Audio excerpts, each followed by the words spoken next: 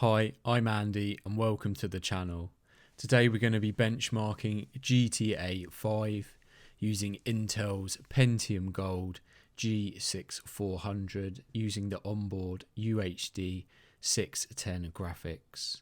We're going to be running the game at 720p native resolution. We're going to be running the in-game benchmark, and then I'm going to be doing a game benchmark after that. All the graphical settings are turned to normal or off, and the slider scales like population density are all turned down to their minimum configuration. Things like anti-aliasing is off as well, and FSAA is off. So jumping into the benchmark, and we can see that straight off the bat we are averaging a 30 FPS plus average. There are some dips to the high 20s, 28, 27, even 25 at some point, but generally we're staying above 30 FPS. It's also worth noting the system that this is running on today. We're using just the Pentium with the stock cooler, a MISI B460M Bazooka motherboard, and 16 gigabytes of DDR4 running in dual channel. It is the 2666 megahertz as well. It is just standard RAM, it's not gaming RAM, it's the cheapest kit I could buy. We also have a 500 watt power supply, an 80 plus one. I'm quite surprised with Intel's UHD graphics actually. They've certainly come a long way. Like the HD 400 graphics were just appalling, but they have a long way to come in terms of catching up with AMD.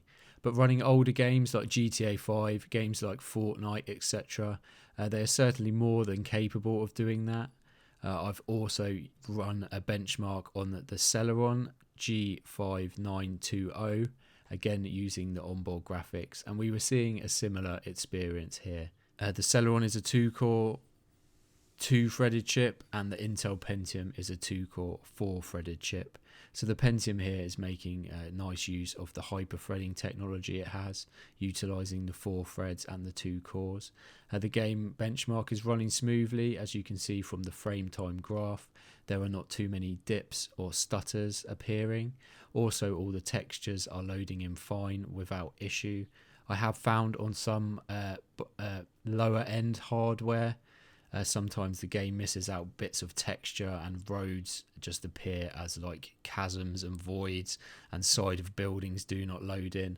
But as you can see here, it's all loading in nicely, and we're seeing a sort of older generation console experience here. I have run the benchmark at 1080p native resolution as well, and we were seeing about a 20 FPS average on that benchmark. I've also run the benchmark at 900p native resolution with all the same settings as are in this, and we were seeing about 25 FPS average on that one. So for the sake of performance and frames, it's probably better to be running it at the 720p for the best possible experience. Right, so let's jump out of the in-game benchmark and into the game and see how it fares there. And we have a beautiful evening in downtown Los Santos, and over an hour's gameplay, which I took some of this footage out of, we got an average of 34.7 FPS with a 1% low of 22.6 and 0.1% low of 21.1. Over the hour's gameplay, I found it a very playable experience. There was not too many stutters or dips. As you can see, this is represented in the 1% and 0.1% lows. All the textures were loading in fine, and if I didn't have the FPS counter on, I wouldn't have worried at all. Over the course of the hour's gameplay, I mixed up the variety of scenarios that I was playing. I did a couple of missions. I also got into a few fights and a police chase. I also mixed up the scenery with some of it in downtown Los Santos, some of it out into the hills, where you can see a better FPS due to it being a less dense, less busy area. But on average, I think 34.7 is a very playable experience. So thank you for watching this quick benchmark. I hope you found it useful. Please leave a like or a comment. Tell me what you've enjoyed about the video. Tell me if you're running similar hardware to this or a system, or if you're looking into buying this little chip just to get you going, with the graphics card market being so up in the air at the moment. Please leave a dislike if you disliked the video. Tell me what you disliked about it. I'm new to YouTube and I can only improve. So thank you for watching. Please subscribe to see more videos. I would be doing more videos on this chip with the UHD 610 graphics, and to see more other videos.